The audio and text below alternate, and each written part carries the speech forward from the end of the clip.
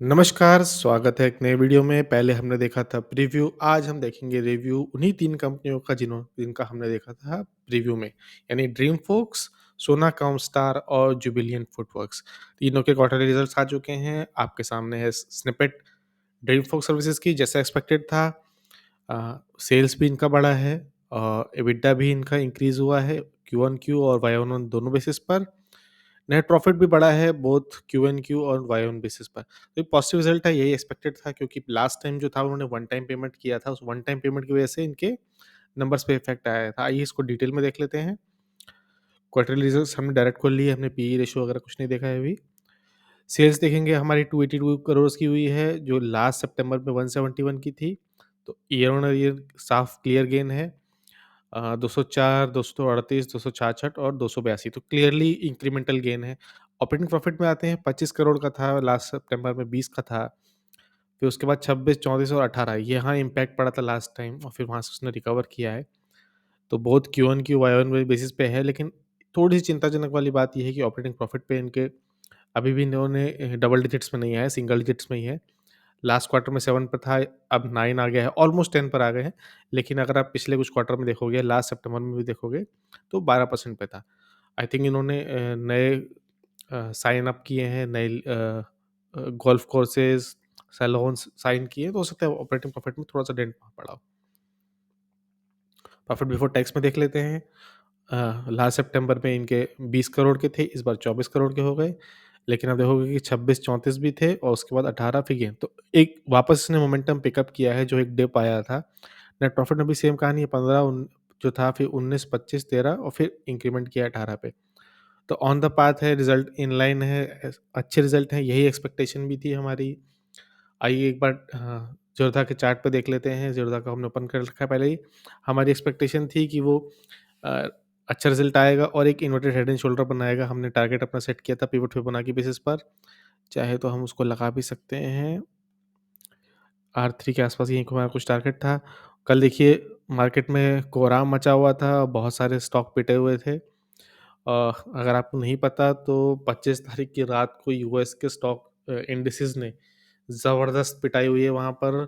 एस&पी गिरा है, नैस्डैक तो 2.5% गिरा है। तो हो सकता है आज की जो रिज़ल्ट है वो इतना इम्पैक्ट ना करे, पर आपको फिर भी पता होना चाहिए जब मार्केट रिकवर करे तो। तो एक बहुत बड़ी डोजी बनाई है, बहुत ही बड़ी डोजी बनाई है। मार्केट तय नहीं कर पा रहा था कि रिज़ल्ट अच्छे हैं कि खराब हैं, क्योंकि मार्केट ओपन था तभी रिज़ल्ट आए हैं। और आप देखोगे कि काफ़ी बड़ी डोजी बनाई है इन्होंने, वॉल्यूम भी थी, तो बाइंग इंटरेस्ट भी है इसमें। तो मेरा अगेन एक्सपेक्टेशन शॉर्ट टर्म का 580 के आसपास है और लॉन्ग टर्म में तो मैं इसको होल्ड कर रहा हूँ 2030 के लिए। तो मेरा मानना है तो ये मल्टीप्लायर बनेगा।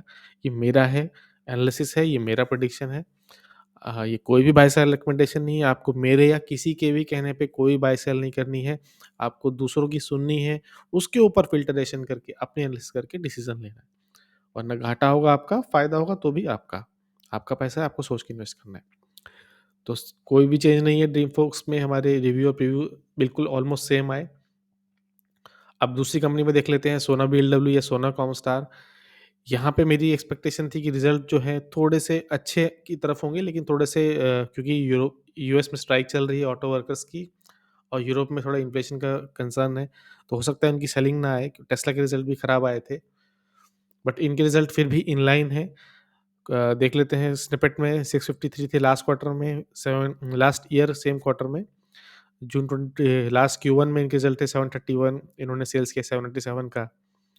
ये 161, 203, 220, 92, 112 और 124। तो इंक्रीमेंटल गेन है यहाँ पर भी, अच्छे रिजल्ट हैं। मेरी एक्सपेक्टेशन तो ज़्यादा है। अगर मैं मार्केट में कुछ लोगों की एक्सपेक्टेशन देख रहा था, वहाँ से इनलाइन है। तो देखना होगा किस तरह से रिएक्ट करता है आज का मार्केट। अगर आप सेल्स देखोगे तो 787 करोड़ की सेल इनकी कभी नहीं हुई है।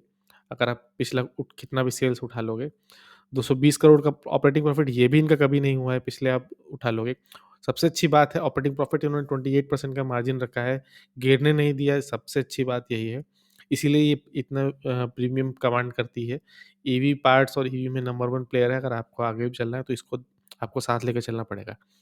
Same profit before tax 164 crore, ये भी अब तक का ऑल टाइम बेस्ट है, अभी तक कभी नहीं हुआ।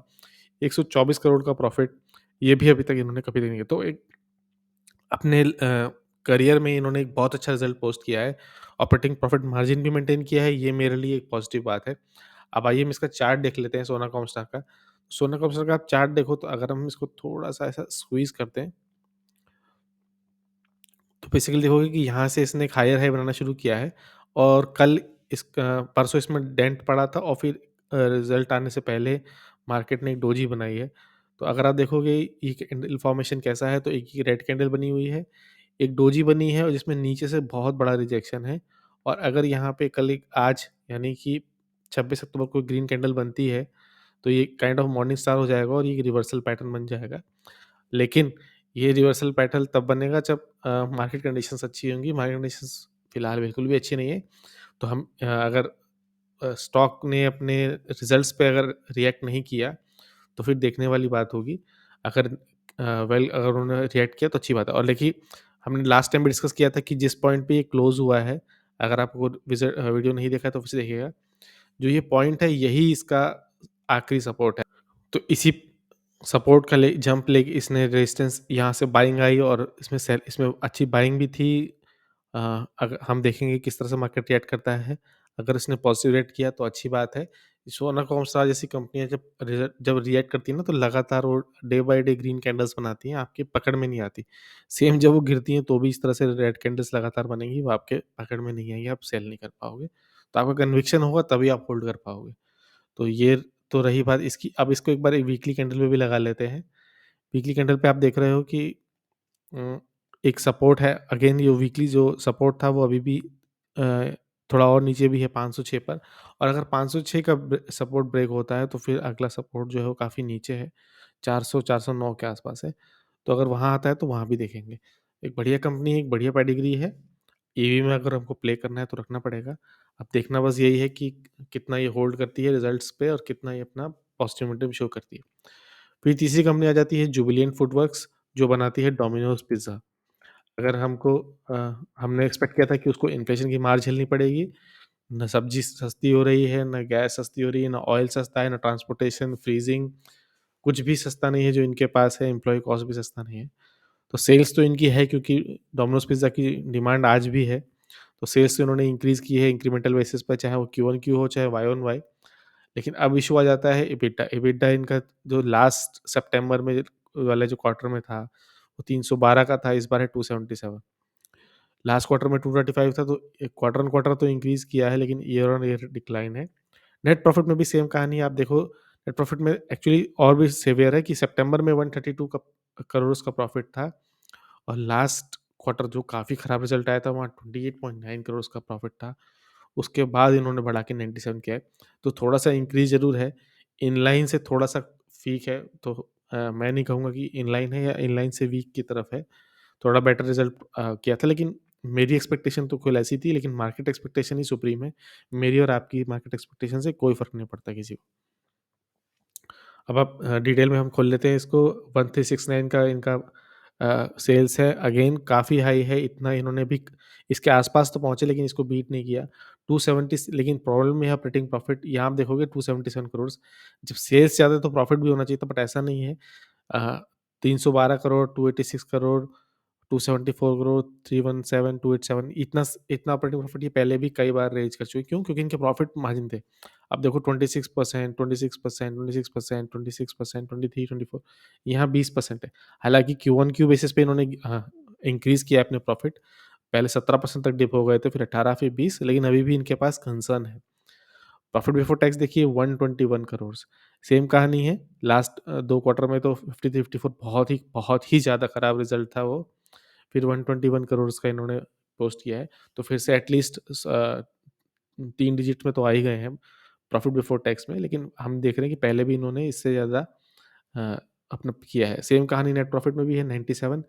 अगर ये 3 करोड़ और हो जाते तो एक अच्छी बात होती कि ट्रिपल डिजिट्स में आ गए, लेकिन फिर भी 29-29 से तो बेटर ही है, 80 से भी बेटर है। तो इस पिछले 3 क्वार्टर से बेटर रिज़ल्ट आया है, लेकिन लास्ट आप देखोगे तो 132 करोड़ का था और ये पहले भी इससे ज़्यादा घर चुका है क्योंकि अगेन ऑपरेटिंग प्रॉफिट इनका अच्छा था। तो अब जुबिलेंट फूडवर्क्स का भी चार्ट खोल लेते हैं। तो अगर आप जुबिलेंट फूडवर्क्स का चार्ट देखो, मैं इसको थोड़ा-सा स्क्वीज़ करूँ, तो ये आपको यहाँ पे ना हायर हाई पैटर्न टाइप का दिखा रहा है। तो एक एक चैनल टाइप आप ऐसे ड्रॉ कर लो, तो देखोगे कि हायर हाई बनाया जा रहा है। जो कि पॉजिटिव साइन है, जो रिकवर कर रहा है ये अपने डिज़ास्टर्स रिज़ल्ट से। तो एक पॉजिटिव चीज़ है, देखना है कि मार्केट इसको कैसे लेता है। लेकिन अगर आप इसका वीकली चार्ट लगाओगे, तो वीकली चार्ट लगाओगे तब देखोगे कि अभी भी बड़े टाइम फ्रेम पे ये लोअर लो ही बना रहा है, लोअर हाई बना रहा है। तो अब यहाँ से क्या ये इसको ब्रेक करेगा, अपने प्रीवियस हाई से ऊपर जाएगा या नीचे जाएगा, उस पे डिपेंड करेगा। अगर सबसे पहले तो ये इसको इस लेवल 600 के आसपास के लेवल के ऊपर ब्रीच करना पड़ेगा, जो फिलहाल मार्केट कंडीशंस में बहुत ही मुश्किल है। अगर नीचे आता है तो 430 के आसपास एक सपोर्ट है, एक सपोर्ट ₹500 के आसपास भी है। तो अगर आपको फ्यूचर में बाय करना है तो आप इन लेवल को देख सकते हो और अपनी एनालिसिस करके आप डिसीज़न ले सकते हो। तो ये तो रिज़ल्ट हो गया जुबिलेंट फूडवर्क्स का। तो तीनों रिज़ल्ट हमने देख लिए। ड्रीम फोर्स का रिज़ल्ट अच्छा था। सोना कॉमस्टर का इनलाइन था, इनलाइन से बेटर था और जुबिलेंट का थोड़ा-सा खराब था। लेकिन यहाँ एक्सपेक्टेशन भी वैसी ही थी और फिलहाल आप देखोगे कि वीकली बेसिस पर भी जो जुबिलेंट फूडवर्क्स है वो अपने तीनों मूविंग एवरेज से ऊपर है, क्योंकि बहुत ही लॉन्ग टर्म से ऑलमोस्ट 2022 से ही ये कंसोलिडेट कर रहा है इसी लेवल पर। तो ये थे Q2 रिजल्ट्स। कैसे लगे आपको एनालिसिस, कैसा लगा हमारा प्रीव्यू, कैसा लगा हमारा रिव्यू, आप ज़रूर शेयर करिए। हम एक नए चैनल हैं, हमें सब्सक्राइबर्स की बहुत आवश्यकता है, प्लीज़ सब्सक्राइब करिए। अगर आप ये वीडियो शेयर करेंगे तो हमारा वीडियो और प्रोपेगेट होगा और लोगों को हेल्प मिलेगी। वीडियो को देखने के लिए बहुत-बहुत धन्यवाद।